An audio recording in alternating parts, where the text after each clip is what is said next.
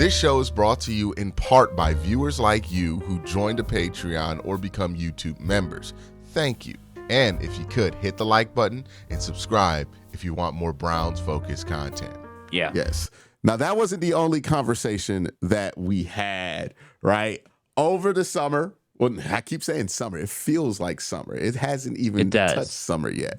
But over the offseason, we have also had conversations about the nature of this offseason for Andrew Berry. I think we both agreed that this was a critical offseason for Andrew because look how it started. Myles Garrett requests a trade before the season even ends. You know? Yep. Like he's on radio wrong. Drama. Yeah, just your franchise player, right? Requested a trade. That's never good, right? No. I made the joke about this with Shador and Dylan, where it's like, hey, they're gonna have to learn how to avoid pressure pretty early because Myles is gonna be there, and if he hits you, you're getting yelled at, right? Like, if Myles is not getting yelled at, right? Like, you need to not touch the franchise there. He gets quarterback rules. So you had the franchise, right? The face of franchise, Myles Garrett, request a trade. And it got to doomsday like protocol almost with Myles Garrett. Like it felt like the Browns came back from a 3-1 lead.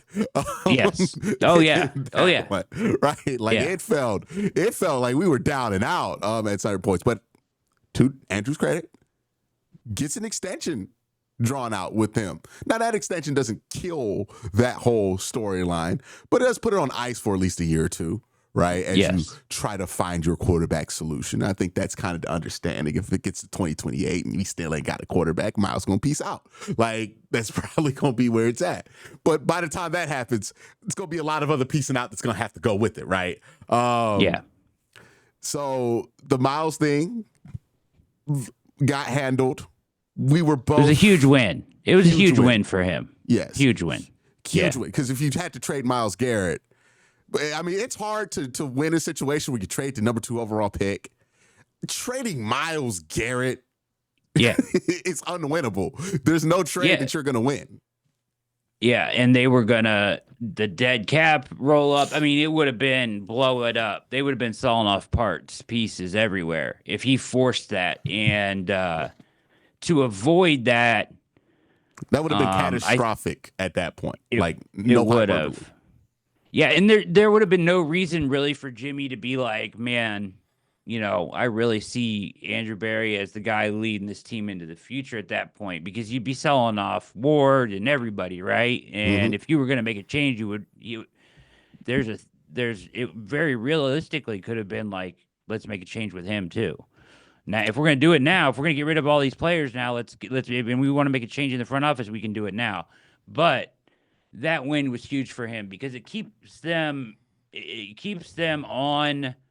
Myles threw such a wrench in the trade request, threw such a wrench in the financial layout of Barry's plans, right? The way he pushes the money out years into void years and years into void years on all these guys' contracts, and he's got it all planned out.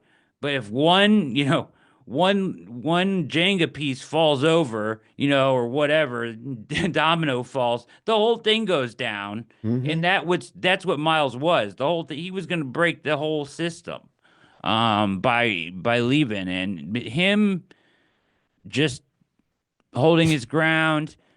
Jimmy Haslam stepping up and saying, not talking to Myles, you talk to Andrew Berry. That was all a huge win. Because it was like a day after that he signed the deal. So I feel like that was like him realizing that he wasn't going to force his way out. So he didn't take the money.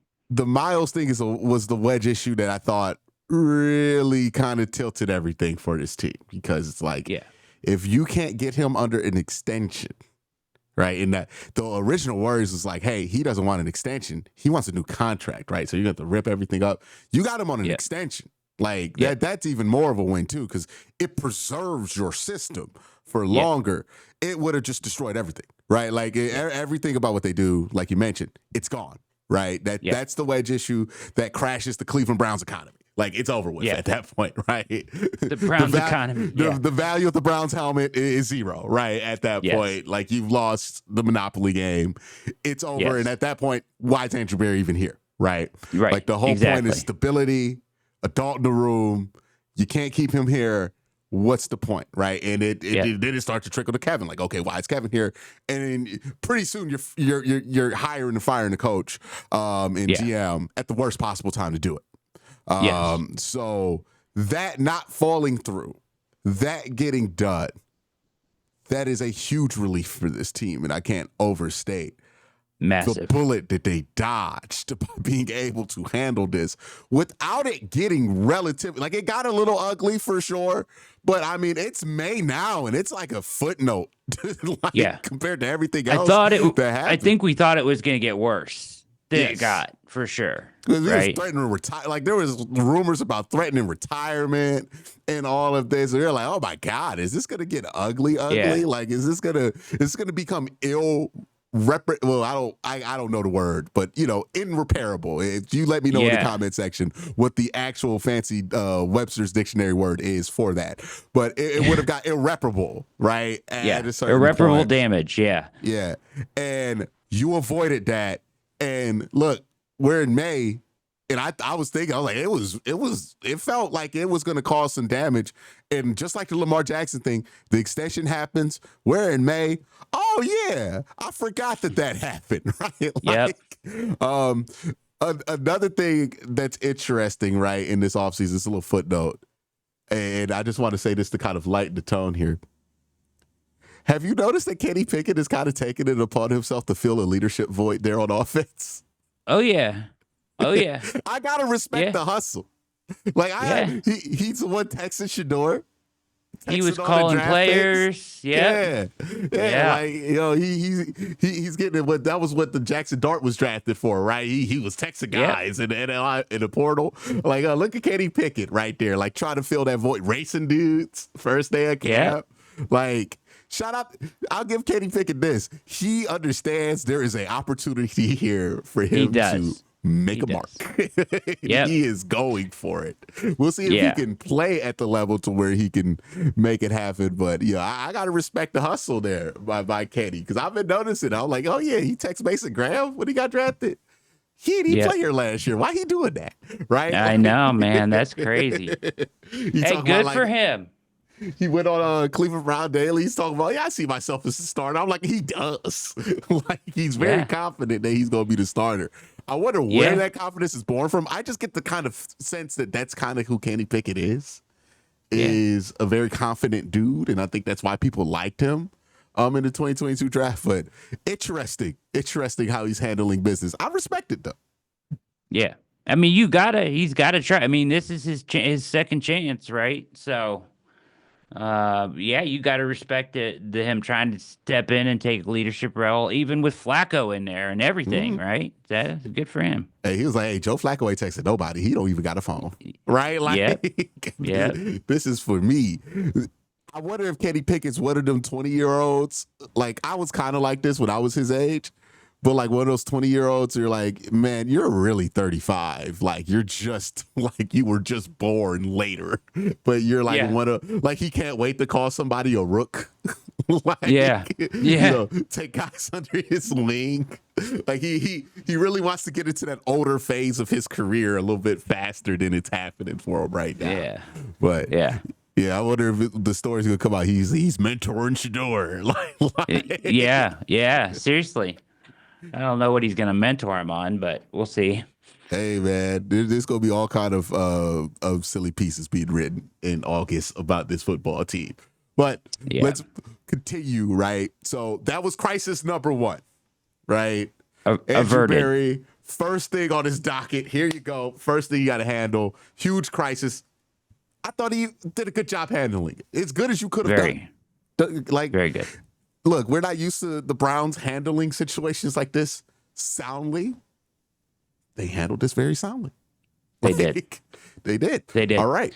So Super Bowl row was as bad as it got, really, right? uh-huh. And we have seen in past other GMs respond to that sort of thing with extra pettiness. Yes, right? absolutely. Yeah. And I am thankful that Andrew decided to take the mature route here, even though I did notice he did throw back in Canton to Cleveland. He's like, you're not about to ruin that bar for me. Okay. Yeah, he threw it right back in there, didn't he? He's like, yeah, right. You going to sign it right there. Yeah, he tried to throw that back in his face. He was like, nah, sign the contract. Go to Cleveland from Canton. But first big crisis right there handled. Cool. Good job, Andrew. All right. Second crisis. Well, actually, we'll throw this in third because it got so solved third, but it's like, okay, second thing. What the hell are you doing with the number 2 pick? Right? Yep. Now you got Miles out the way. All right. You got the number 2 pick in the draft. What the hell are you going to do with this pick? And I think we were like, don't fall into the trap of reaching on quarterback at 2. That's what we were like. We were like, please don't fall into that trap, right? Because you had everybody in Cleveland just like, at the time it was Shador. It was crazy. You got him in the 5th round. That's wild. But if we could go back in time when we were having the initial argument on that quarterback episode and tell ourselves, if Ab just like went like, hey, what if you get Shador in the 5th round? The show would have ended. There. Like no, what are you talking about? What? Like that's something you couldn't have even mocked back then. But you get this number 2. You have the number 2 overall pick. That's kind of in the background of this whole Miles thing. And you got to figure out what you want to do with this number 2 overall pick. Now, I will admit, number 1 thing I didn't want to do, take a quarterback at 2. I was out. Yeah. Didn't matter which quarterback was there. Didn't want to go quarterback at 2. Didn't think any of the prospects this year fit number 2. My second thing I didn't want to do was trade back. But my premise there was this team needs to use a top 5 pick. Because you look at the best players on this team, they're all top 5 picks. What I can at least stomach with this trade back is 1, the compensation you got in return. Yeah. And 2, you did get a top 5 pick still. Yep.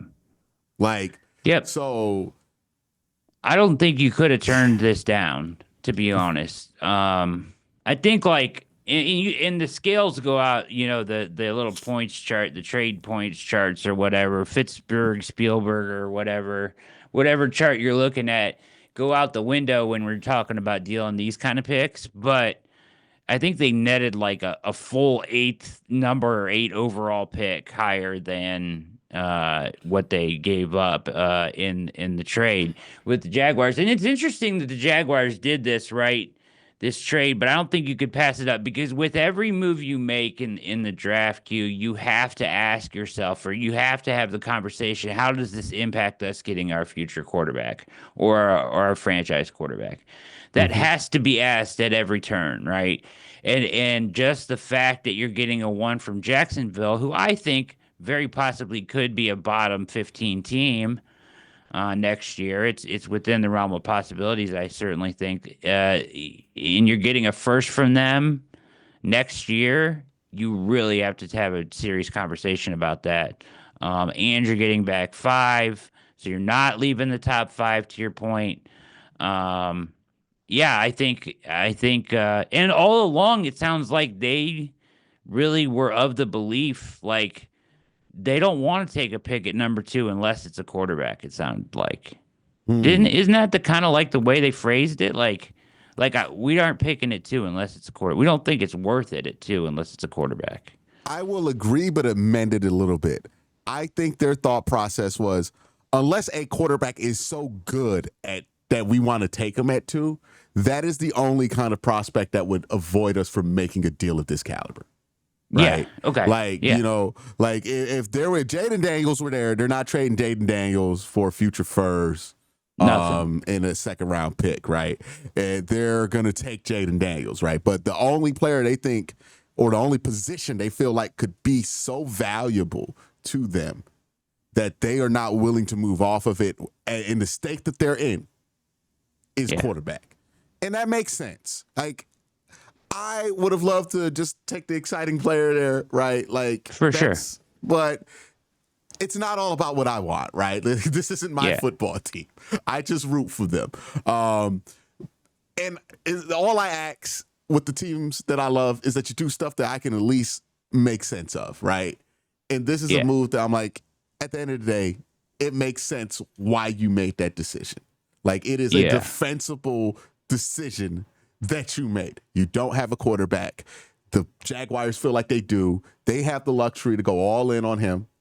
And they don't really care if they miss that first round pick next year because they're all in on Trevor Lawrence right now. Hey, if this is the difference between getting your guy next year and not getting your guy next year, all right, man, like, you know, it's tough, but you can look at it this way, and this is how I try to look at it.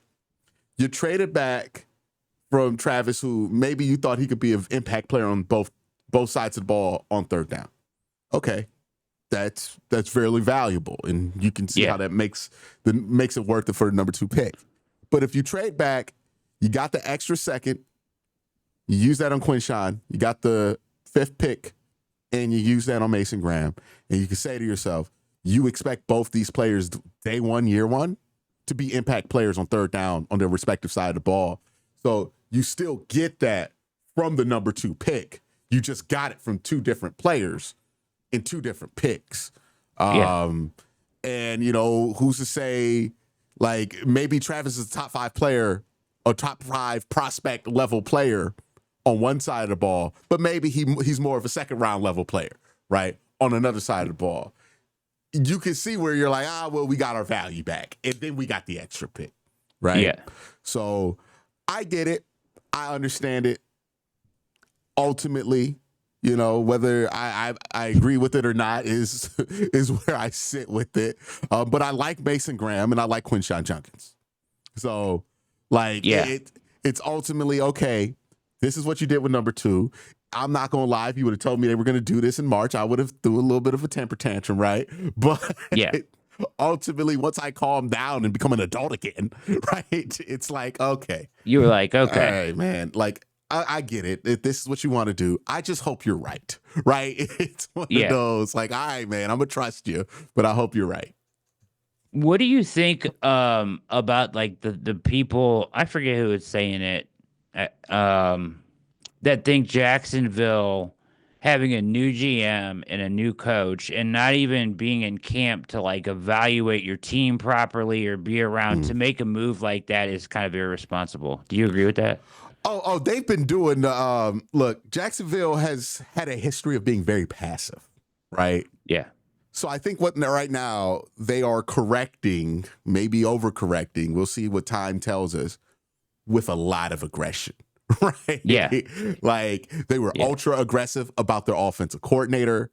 They were ultra aggressive about Travis. And I do have to ask the question here, and this is not a question anybody's going to ask about Jacksonville unless it goes wrong and it's a year later. So Jacksonville fans hear this, they're gonna shit on me for saying this. But I do wonder when I look at what they're doing. Just remember, I said this in a couple of years, though. I do wonder if we're going to come back and look at what they're doing and wonder, hey, how much of them going after, was it Liam Combs, was about, Liam Combs. How much of that was just like, we want to get him? Like, it became a competition between you and the Tampa Bay. And, you know, sometimes those things, for lack of a more elegant word, can become a measuring contest of sorts, right? For sure. And you want to move.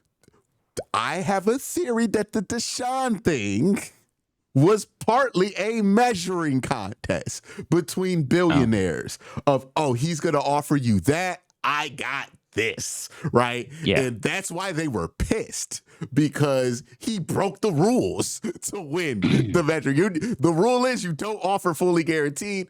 Jimmy broke the rule to win the measuring contest. For sure. For Deshaun Watson.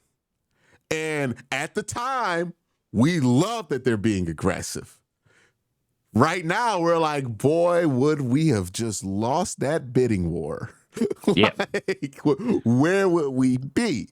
Yeah. And that's where I look at Jacksonville and I wonder, like, okay, well, they won the measuring contest with Tampa Bay. And then, I think the worst person to try to get in a measuring contest with is Andrew Berry if he's in full control of it, because he's not going to play the game with you. So you're just going to end up trying to outmeasure yourself. Right. Yeah. And I think that's kind of how he got the extra first and the second out of Jacksonville, because it had to have been an either or situation to start. Right.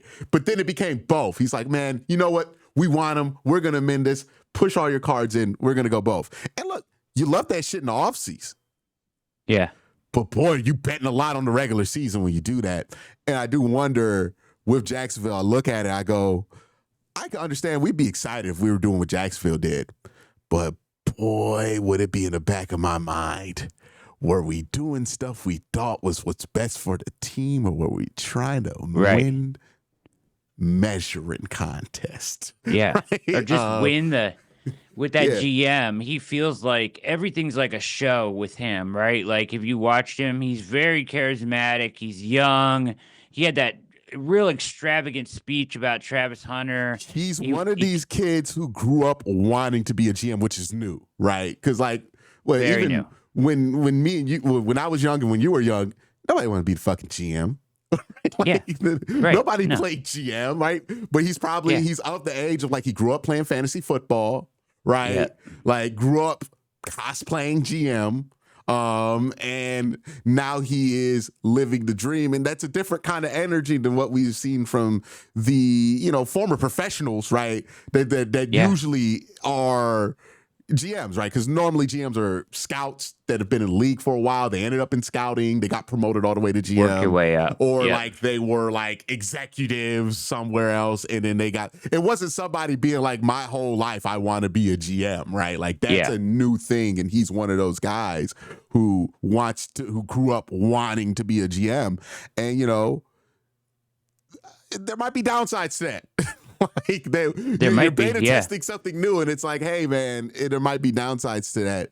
And I only say that as Cleveland has spent the last 3 years trying to live down being super aggressive in 2022. Yep.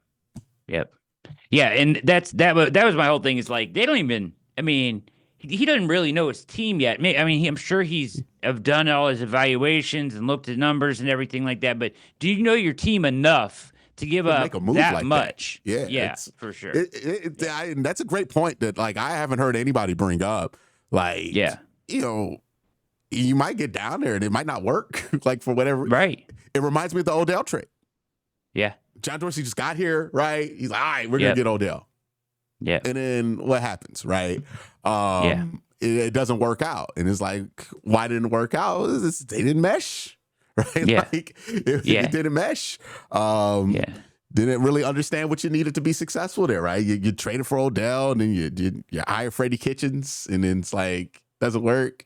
Then you have to hire Kevin Stefanski, and it's like never were any of these things made in mind. Odell was always this piece that you kind of attached on top of it.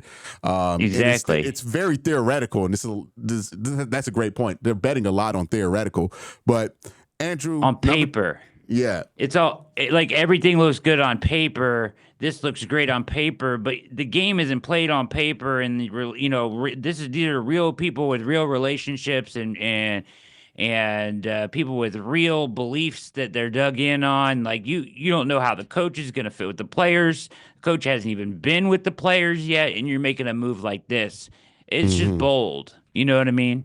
Especially for a team, and look, we'll see what they look like this year, and I'm not doubting them. I think they'll be a much better team than they were last year. But understand, they were the one team in the NFL that lost to 2024 Deshaun Watson. Oh my gosh, yeah, you're right. I didn't even think about that. That's so true. At home. Yeah. That's bad.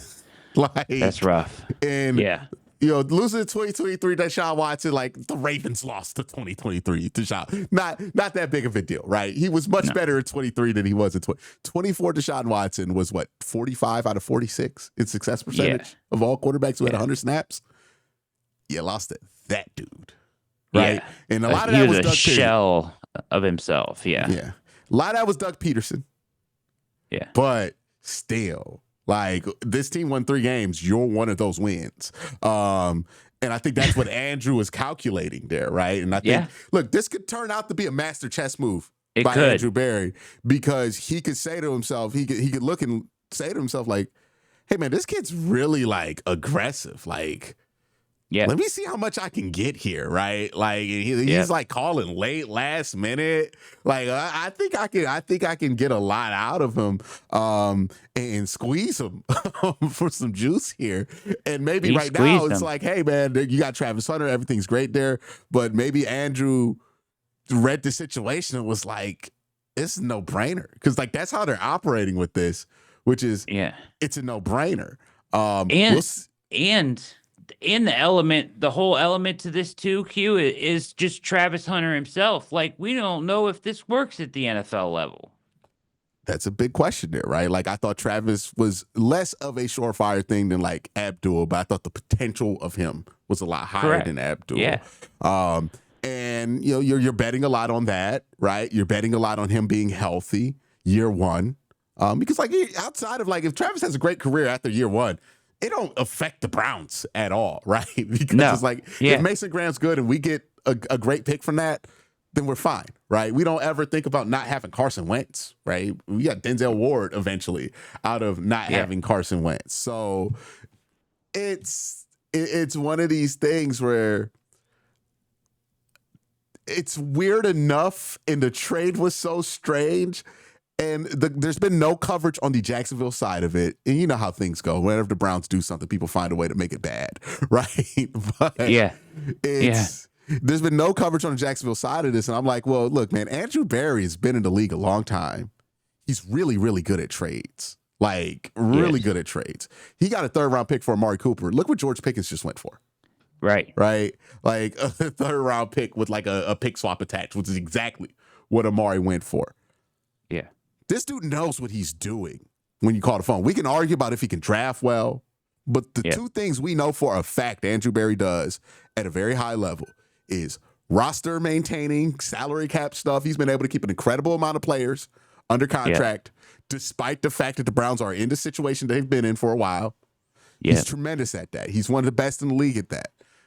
I don't know how to evaluate his drafting because 2 of his drafts weren't great, right? But I don't know what these other 2 are going to look like in this one as well. Yeah.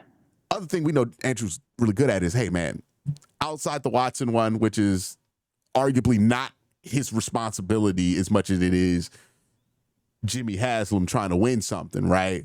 Yes. You look at the trades that were clearly Andrew Berry moves. This is not somebody who has a bad reputation as a trade guy, right? Like, no, you don't usually want to end up trading with him. Right.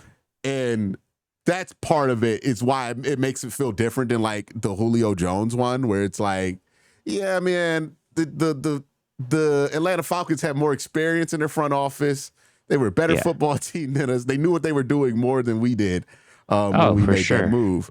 With this one, I'm like, you can make the argument, hey, Andrew might know what he's doing a little bit more than like what this dude who just got there in Jacksonville is doing, right? Like it feels a little wild there. So that's where I give it a lot more. And then again, they made a pick in the top 5 still, which is a huge part of this. You still got a top 5 pick. You didn't. They trade back to 15. I'm shitting on the trade, right? Like, I'm shitting on the trade immediately.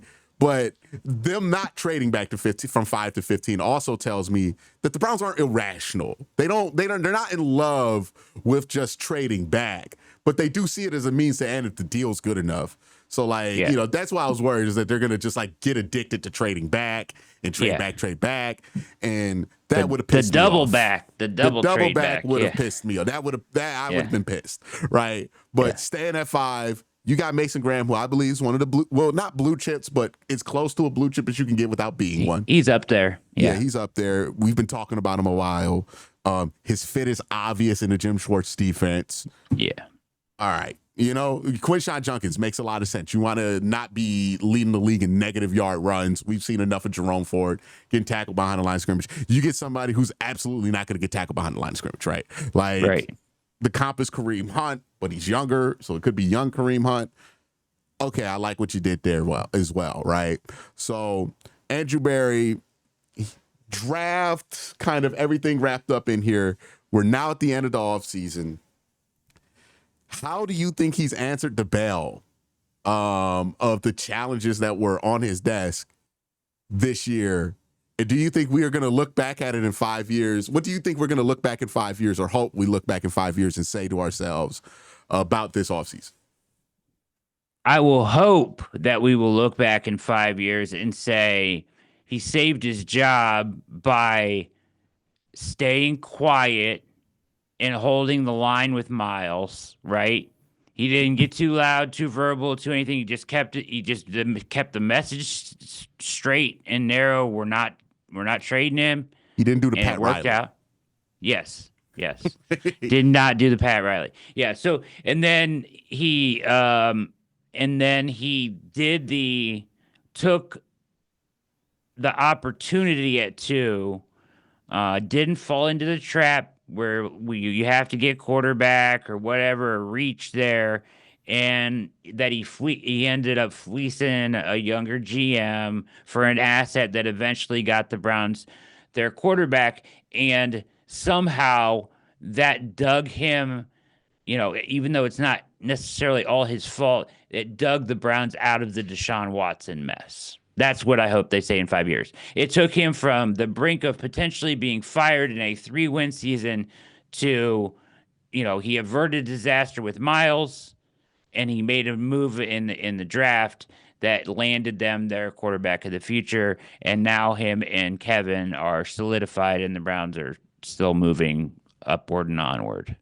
Yeah, I find it hard to think that in 5 years, whether this thing fails or not, right, whether they get a quarterback or not, we're going to look at this offseason and say, this is where it happened or did not happen.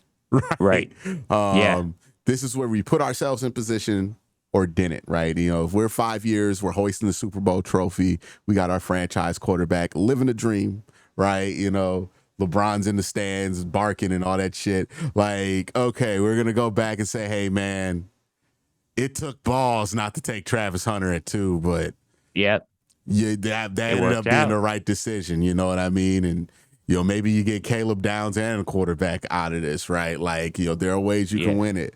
And we're saying to ourselves, wow, what an incredible thing. There are moves that get shit on during the draft that end up aging perfectly. I remember being one of the few people online willing to defend what the Texans did in the draft. Yeah.